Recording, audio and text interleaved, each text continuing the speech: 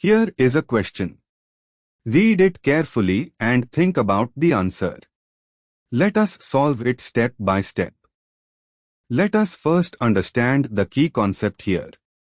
Esterification of an alcohol with an acid chloride, acyl chloride, in the presence of a base proceeds via a nucleophilic acyl substitution mechanism.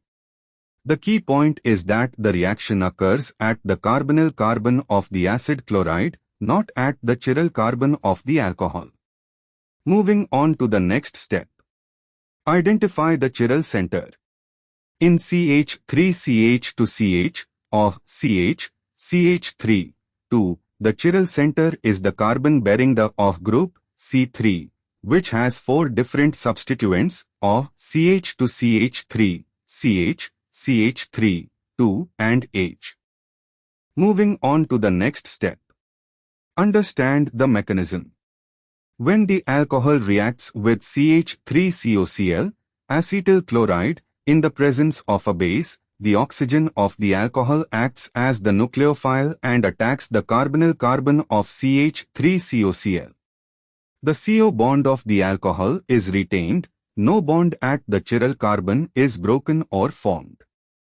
And for the final step.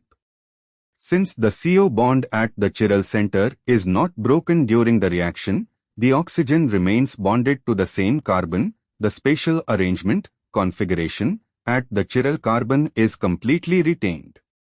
The product CH3CH to CH, OCH3, CH, CH3, to retains the R configuration at the chiral center because the reaction does not involve any bond breaking at that carbon. Why other options fail? A. Inversion would require an SN2 type attack at the chiral carbon, which does not occur here. B. A racemic mixture would result if the chiral center were planarized, example, via carbocation or radical intermediate, which does not happen here. D. Optically inactive implies either racemic or meso, neither of which applies since configuration is fully retained. Therefore, the correct answer is C. Therefore, the correct answer is option C.